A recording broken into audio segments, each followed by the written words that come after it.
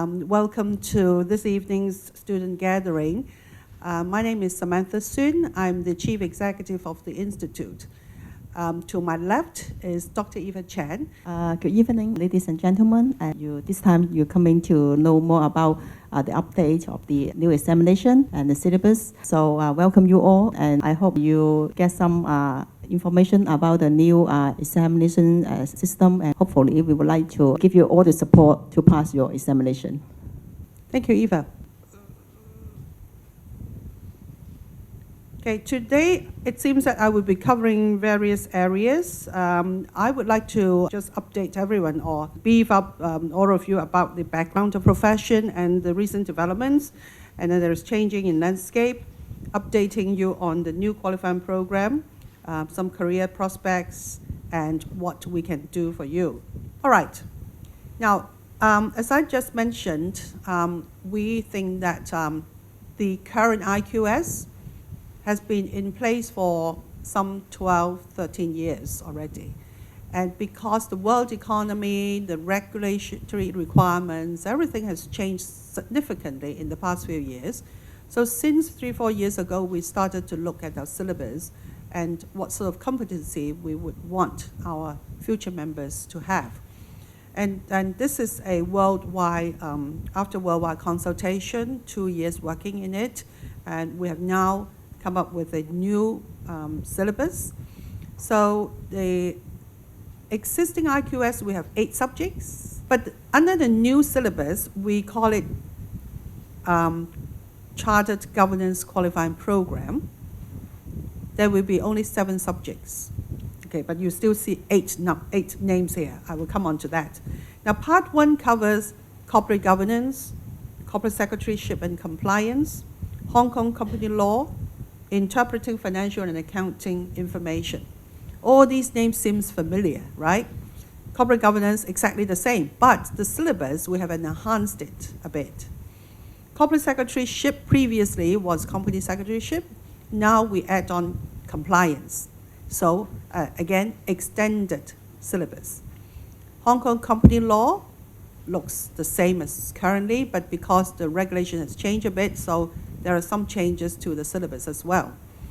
Interpreting financial and accounting information. Now, currently we have management accounting, financial accounting, and what else? There was kind of like 3 subjects in accounting. But we felt that company secretaries should have more focus on other areas. Therefore, we remodeled these 3 subjects into interpreting financial and accounting information. Because as a company secretary in the boardroom, you should be able to understand the entire annual report, to understand the information that is contained in the annual report. That should be good enough. We don't really need to drill you to be a financial accountant as such. And therefore, we have kind of like repackaged the whole thing and keep just one finance and accounting subject. Then we come on to part 2. Part 2 includes strategic management, which at the moment you have 1 subject on strategy. So this one is more or less the same. There would be some minor modification of the syllabus only. Then there comes 2 new subjects, risk management and boardroom dynamics. Now, as you can see that I think 2 years ago, the Hong Kong Stock Exchange changed the listing rules, requiring listed companies to have risk management on the agenda and more focus on risk management. And nowadays, no matter which position you are in, you should have this kind of knowledge, which will then help you to deliver your work better. So we feel that risk management is really important. And then boardroom dynamics, because most of our members would have to work with directors, board of directors. So the requirements of, let's say, the size of the board, the diversity in the board evaluation, and how to communicate with the directors to maximize the efficiency and effectiveness, and it's all covered under this subject. It is quite a new subject in Hong Kong, but we felt that it will be extremely useful to all of you, because whether some of you may be already in that position, some of you will be going into senior management, it will help you in developing your personal skills and interpersonal skills as such. Now, Hong Kong taxation, our committee and team here thinks that this is also an important subject for our members in Hong Kong, because actually taxation is becoming again also more and more important and complicated. There is FATCA and certain other world-related regulations as well.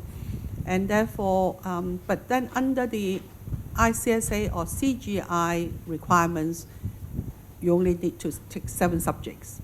And because of that, we make it a elective. So Hong Kong members can choose whether you want to take boardroom dynamics or Hong Kong taxation. See which stream you would like to be in. For example, if you want to be a company secretary of listed companies, I would suggest that you consider boardroom dynamics because that is more relevant for you. But then maybe you want to be in the CFO, accounting, and other streams, then maybe you think that taxation is more useful to you. But you can't take 2 subjects together or take 8 subjects altogether, right? At the moment, we don't allow people to do that. So you have to make a choice. Is this clear? Any questions? Very happy, only 7 subjects. Now, I will run through this very quickly because all of you would have already passed through the routes of entry, so that therefore you are already our students. And there are exemption guidelines. There may be some changes from the current IQS, but I'm sure all of you have already passed this. So in case you have friends who would like to join the Institute as a student, please go to our website to take a look and also contact our colleagues and we can give you like one-on-one clarification. These are the master degrees that have accreditation from the Institute. For bachelor degrees, we're working with 4 universities in Hong Kong, running through a series of Bachelor of Business Administration, Corporate Governance. Some of the subjects match 80% to our syllabus, and the rest will have to cover like 50%. So these students will benefit from studying the bachelor degree and then take our exams later. Our recommendation is for any new students to, of course, you have to put in time to study. This, we can't do it for you. And we believe that with due studying and also working in relevant fields, you should probably be able to finish all the modules in 6 years, but you must finish all your exams within 10 years. I know that all of you have lots of patience, but then we will try to help you as well. Now, all these depend on your academic and professional background, and you have to complete the exams by taking the examination, or if you have relevant academic and professional background, it will give you will be able to claim exemption from certain subjects as well. So you either self-study and complete the examinations in June, and next year will be November, or take the master degree program. So under the new syllabus, the Charter Governance Qualifying Program, it is recommended that you must spend like 200 hours for each module in order to pass the examination. It's hard work, but I'm sure you can do it. Now, a little bit information on the examination paper structure and format. This is the CGQP, Chartered Governance Qualifying Program. Let's say for part 1, there are 3 modules: corporate governance, Hong Kong company law, corporate secretaryship, and compliance.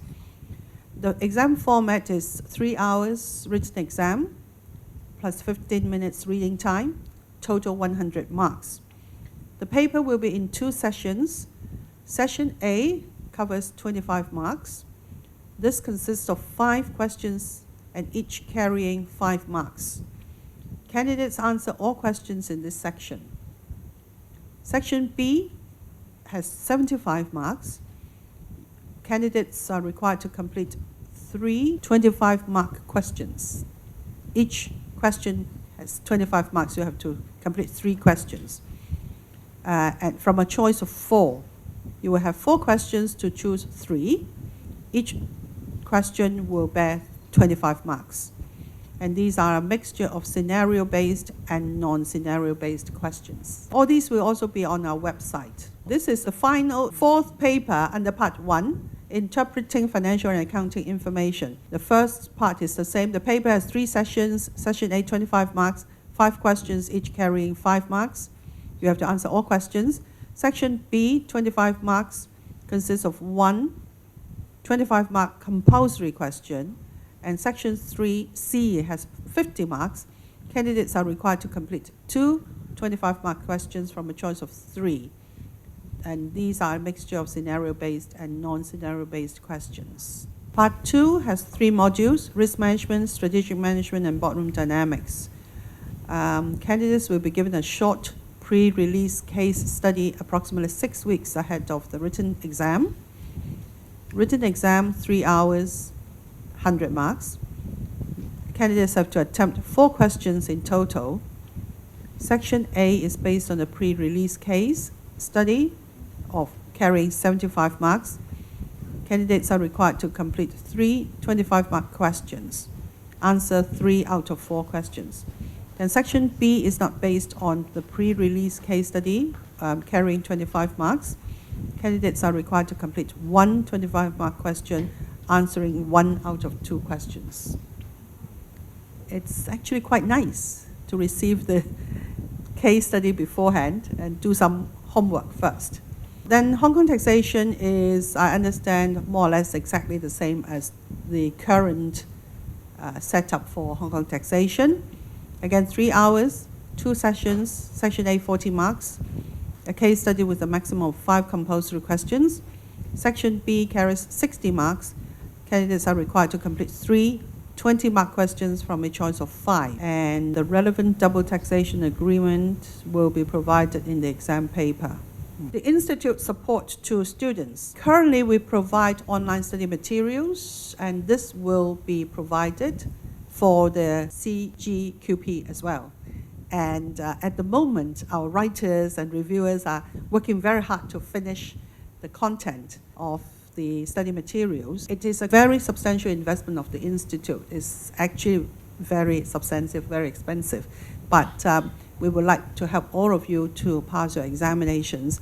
And therefore, we felt that the investment is really worthy and it's complementary to all the students. So in case any one of you have not yet signed up for the online study materials, open the account. Maybe you can talk to our colleagues later on, and we will direct you and help you to set up the account. We still have about 1,000 students not yet opened the account, which is quite a waste.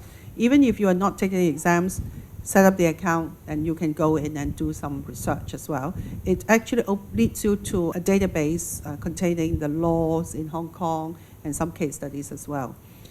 Okay, now, so the 8 new modules, we hope that we can roll out the study materials for all of you to read from January. You'll be able to have access. And then the Hong Kong U Space preparatory course, again, we do some sort of overseeing their quality. And from time to time, we do hear that students who have participated in the preparatory course, they find it very useful.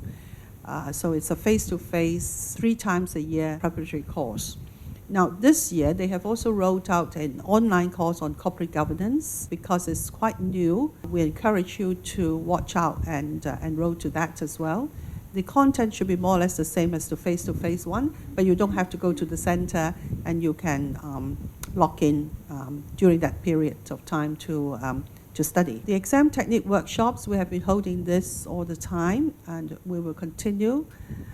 Pilot papers for the new qualifying program, that will come hopefully again in January with the marking scheme and reduced rate. Now, CPD seminars, we hold 100 sessions per year, so 2 to 3 seminars per week. Now, we're offering a discounted rate to students, so please do make use of that opportunity to learn more practical skills. And some of the programs, if the speakers allow, we would then record it and put it on the online platform. So just go to our website and check it out and try to take the relevant courses, as many as you can. And then the student gathering like this, we can give you more information and you can network with each other. We also have the Governance Professional Mentorship Program. My colleague Melanie Au is here. She is in charge. She is our Senior Manager for Membership. If you're still interested, can they still register tonight? Probably next year. We have really received overwhelming responses, so probably some of them have already registered, but just stay tuned with our activities.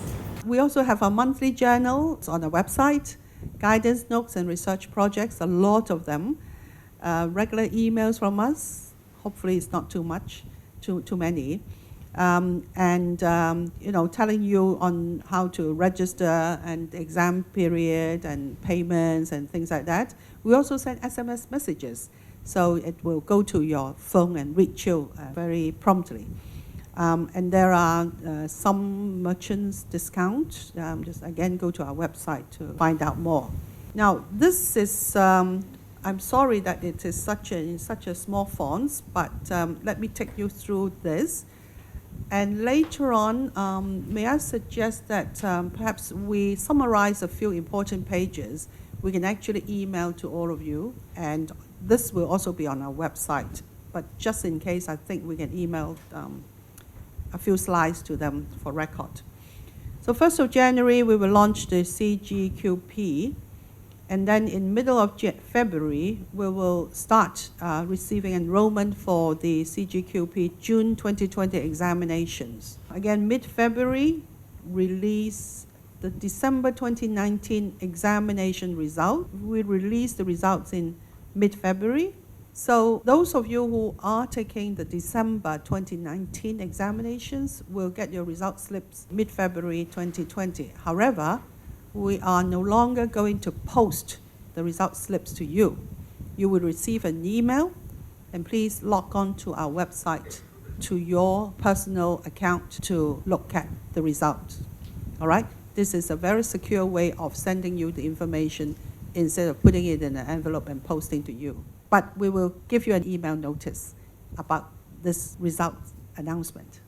Then early to middle of February, the Hong Kong U-Space Examination Preparatory Course enrollment will close by then.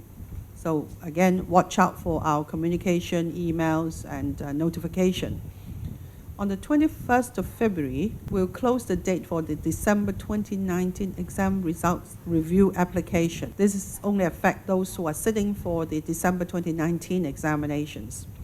2nd of March, you can start to enroll for the examination technique workshop for the June exams. 31st of March, closing date for the CGQP June 2020 examination diet. 1st of April, closing date for the examination technique workshop enrollment. 20th April, pre-release case study for CGQP June 2020 exam diet for the relevant papers only. And 15th of May, release the admission slip. From the 2nd to 5th of June, this is an important period, that is the examination for the June 2020 exam. So 2nd to 5th of June. And then 14th of August, we're supposed to release the exam results. Middle of August, release the exam papers, suggested answers, and examiner's report on our website, login area. And then mid-August, then enroll for the CGQP November 2020 exam. It will be held in the last week of November 2020. Then the exam cycle will start again. We gear you up for the entire year. Okay, a few more slides on the career prospects. Now, Charter Secretary and Charter Governance Professionals, these are just some of the job opportunities for all of you going forward. For example, Dr. Eva Chan, she was a company secretary of a listed company before, and now she is in charge of the investor relations. So very broad prospect. And she is also president of the Investor Relations Association, or the Institute, multitasking. The membership profile, you will see that a lot of our members are actually in the company secretarial field and compliance, financial management, general management, etc. Employer, organization, listed companies, a lot, private companies, and commercial, quasi-government. So it's very diversified area. Listed companies where our members, students, graduates, and affiliated persons hold the position. So the top 100, we have 55% of them are actually our members, etc. For the entire total number of listed companies in Hong Kong, 2,416 of them, 45% are actually occupied by HKICS members, students, graduates, and affiliated members. That's a lot. You know that 3 types of qualified people are allowed to become company secretaries, but we are the majority out of the other 2. Top listed companies, and these are, all of them are our members, affiliated persons, and students. All right? Now we have Facebook, we have LinkedIn, Twitter, and YouTube, and our own website. These are our marketing platforms so that more people understand about us in order to promote opportunities for all our members and students. And I hope that you can go and like our social media platform and share the information there just so that more people know about us, and you will be very well known as well. You can reach us from all these platforms and the telephone number, etc. These are our social media platforms. In China, we have microblog and also WeChat platform as well to promote our qualification in China. So once again, thank you very much. Eva, do you have anything to add? I think Samantha has gone through the new syllabus and also the transition arrangement. And at the end, we also mentioned about the career prospect. And actually, we can see that after the change of the name of the institute and also the new syllabus for the examination, that means we are building a broader platform for our members so that they can handle different types of professional job. And I believe this will give more opportunities for our members. So it's not only about charter secretary, not only about investor relations, it's also about risk management, compliance. So I believe this will give more value and benefit to our members.